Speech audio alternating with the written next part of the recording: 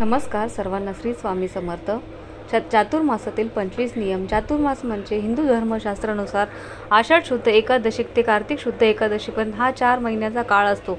यालाच आपण चातुर्मास असेही म्हणतो. चातुर्मास म्हणजे आषाढ महिन्याचे 20 दिवस आणि श्रावण भाद्रपद आश्विन 3 पूर्ण महिने आणि कार्तिक महिन्याचे पहिले 11 दिवस. सर्वसामान्य लोक चातुर्मासात एखादे व्रत करतात तर काही नियम पाळतात. या काळामध्ये हिंदू धर्मात अनेक व्रत वैकल्य केले जातात. या काळामध्ये हिंदू धर्मात वर्णिलेल्या संस्कारापैकी यज्ञोपवीत संस्कार, मुंज, विवाह, दीक्षाग्रहण, यज्ञ, ग्रहप्रवेश, भूदान इत्यादी शुभ काम केले जात नाहीत. तर या यंदाच्या चातुर्मासामध्ये यापैकी एक नियम तुम्ही अवश्य पाळा. तो नियम आहे नियम पहिला. चातुर्मासातील दररोज तुळशीसमोर हळदीने स्वास्तिक काढावे. नंबर 2. चातुर्मासाच्या काळामध्ये 4 महिने दररोज महादेवाच्या पिंडीवर दूध आणि दह्याचा अभिषेक करावा. नंबर 3. चातुर्मासाच्या काळामध्ये 4 महिने दररोज शक्य असल्यास तुळशीसमोर तुपाचा दिवा लावावा. नंबर 4. चातुर्मासातील काही लोक 4 महिने एकाच वेळा जेवण करतात आणि काही जण तामसिक भोजनाचाही त्याग करतात. नंबर 5. चातुर्मासातील प्रत्येक मंगळवारी आणि शुक्रवारी एक सुवासिन स्त्रीची नित्यनियमाने ओटी भरावी.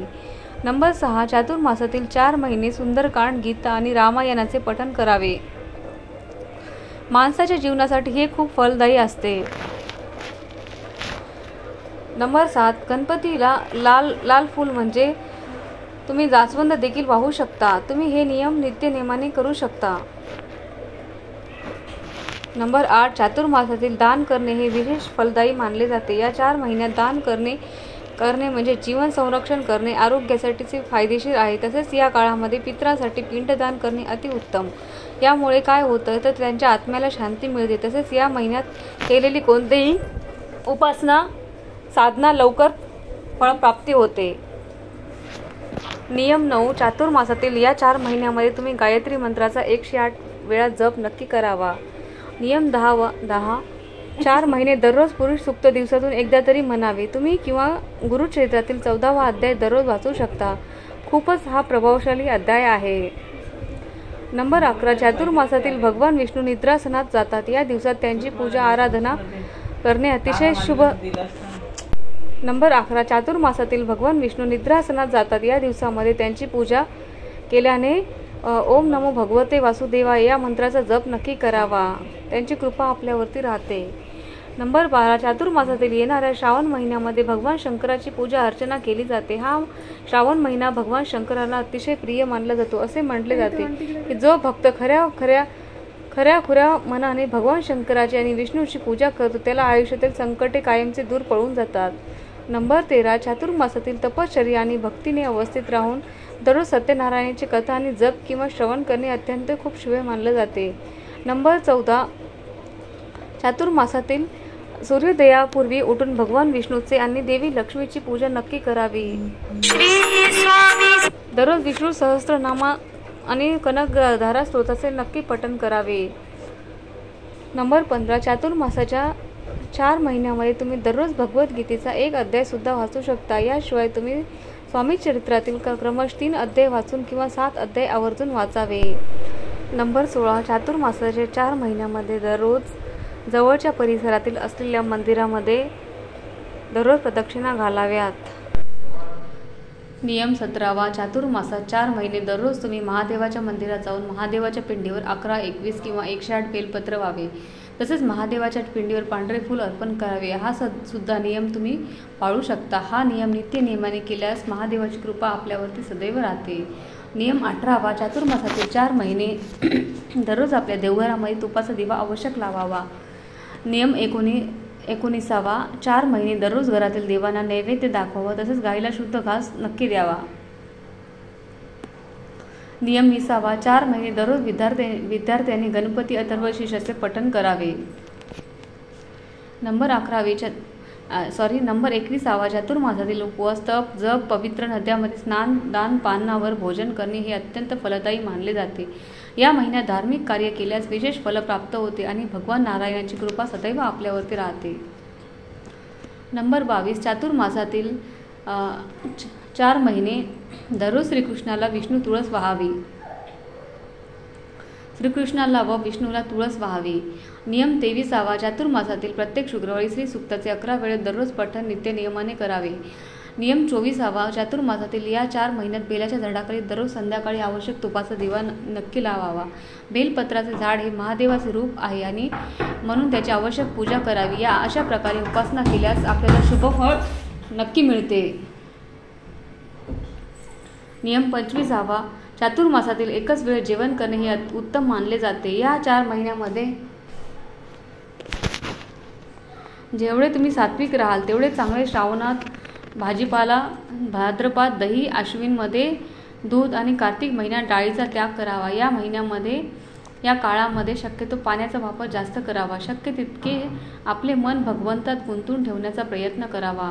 नंबर 26 तुम्ही श्रीकृष्णाच्या मूर्तीवर, फोटोवर किंवा जे काही रूप तुमच्याकडे असेल ते श्रीकृष्णाचं असेल किंवा भगवान श्रीहरी विष्णूचं असेल किंवा श्रीहरी विठ्ठलाचं असेल तर त्यांच्यावर तुम्ही दररोज परिजातकांची फुलं अर्पण करू शकता. अशा पद्धतीने तुमच्याकडून 4 महिन्यात 1,00,000 परिजातकांची फुलं अर्पण झाली पाहिजे. नंबर 27 श्रीहरी विष्णूला लक्ष तुलसी अर्चन करावी. 1,00,000 तुळशीची पानं तुम्ही अर्पण केल्यावर 4 महिन्यातच तुमच्या काळामध्ये अर्पण कराल. या पद्धतीने तुम्ही देखील संकल्प घेऊ शकता. नंबर 28 याचबरोबर तुम्ही हे 4ही महिने तुम्ही दुर्गा सप्तशतीचे पाठ करू शकता. म्हणजे आपल्या कुलदेवीची सेवासुद्धा तुम्ही नक्की करू शकता. नंबर 29 याचबरोबर गुरुचरित्राचे पारायण करू शकता. संक्षिप्त गुरुचरित्राचे पारायण करू शकता. नंबर 30 नवनाथ पारायण करू शकता. तुम्ही शिवलीला अमृत या ग्रंथाचे पारायण करू शकता किंवा शिवलीला अमृतातील जो 11वा अध्याय आहे याचं सुद्धा तुम्ही दररोज पठण करू शकता. त्याचबरोबर श्री गणेशांना लक्ष दुर्वाचन 1,00,000 दुर्वा तुम्ही गणपती बाप्पांना या 4 महिन्यामध्ये काळामध्ये अर्पण कराल तर या पद्धतीने देखील तुम्हाला संकल्प घेता येईल. आषाढी एकादशीपासून ते कार्तिक एकादशी पर्यंत महादेवाला या 4 महिन्यात 1,00,000 पांढरे फूल अर्पण करतात. म्हणजेच रोजच काही असं नाही ठरलं नाही की रोज 2,000 असं काही नाही. रोज म्हणजे या 4 महिन्यामध्ये 1,00,000 फुलं जी आहेत ती मोजून शिवलिंगाला अर्पण करतात. याचबरोबर बरेच जण कांदा, लसूण, वांगी हे 4 महिने सोडून देतात. या काळामध्ये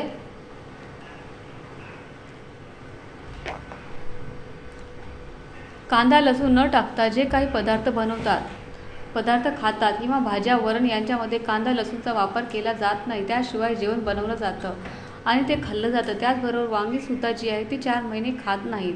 नंबर 34 याशिवाय चातुर्मासातील तुम्ही दानधर्म भरपूर करू शकता. यामुळे आपल्या पितरांच्या नावे दानधर्म करू शकता. तुम्ही बघा या 4 महिन्यात एखादा गरजू व्यक्ती असेल किंवा एखाद्या मंदिरामध्ये रोजच्या रोज शिधा तुम्ही देऊ शकता. समजा तुम्ही बाळकृष्णाला जर तुळशीपत्र किंवा मंजुळा अर्पण करण्याची सेवा करताय तर तुम्ही दर गुरुवारी किंवा बुधवारी या सेवेला जी आहे ती सुरुवात करू शकता. आणि अगदी चातुर्मासातील कोणत्याही दिवशीपासून तुम्ही कोणत्याही व्रताला सुरुवात केली तरी चालू शकते.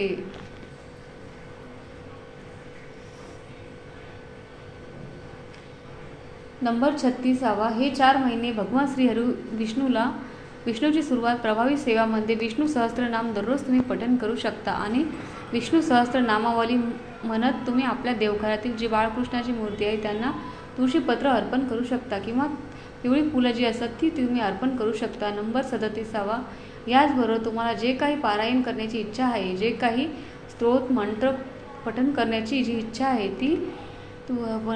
ती पण काही अडचणीमुळे जर काही करणार ती आजपर्यंत शक्य झाली नाही तर तुम्ही चातुर्मासातील संकल्प घेऊन 4 महिन्यातील तुम्ही जी सेवा आहे ती तुम्ही परत संकल्पयुक्त सेवा करू शकता. आषाढी एकादशीला घेणं झालं नाही तरी काही हरकत नाही. कोणत्याही दिवशी कोणत्याही वारी या चातुर्मासातील तुम्ही कोणत्याही सेवेचा संकल्प करू शकता.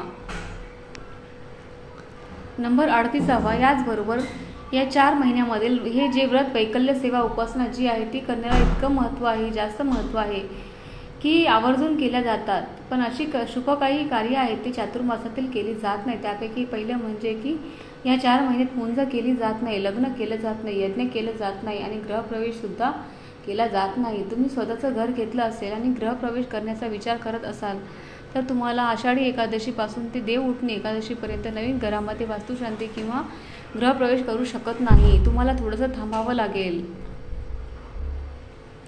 अशा प्रकारे चातुर्मासातील या नियमाचं पालन केल्यास आपल्याला आरोग्य सुधारेल, मानसिक पीडा नाहीशी होईल, सर्व इच्छा आकांक्षा पूर्ण होतील, तसेच तुमच्या सर्व प्रकारच्या पापांचा नाश होईल आणि सर्व प्रकारचं मानसिक विकारांचा नाश होऊन मानसिक दृढता प्राप्त होते. तसेच आपल्याला पूर्वजांचे आशीर्वाद प्राप्त होतात. त्याचबरोबर चातुर्मासातील 4 महिने या प्रकारचे नियमाचे पालन केल्यास भगवान विष्णू आणि शिव यांची कृपा आपल्यावरती सदैव राहते. तुमच्या जीवनामध्ये आनंद राहतो, समृद्धीमध्ये वाढ होते, घरामध्ये बरकत येते, तसेच आत्मविश्वास, त्याग, समर्पण आणि संयम ही भावना विकसित होते. त्यामुळे या चातुर्मास हे 4 महिन्यातील या नियमाचे पालन अवश्य करा.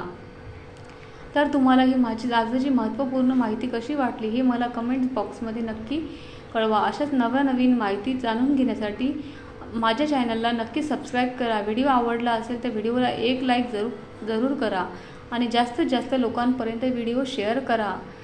व्हिडिओ शेवटपर्यंत पाहिल्याबद्दल मनापासून धन्यवाद.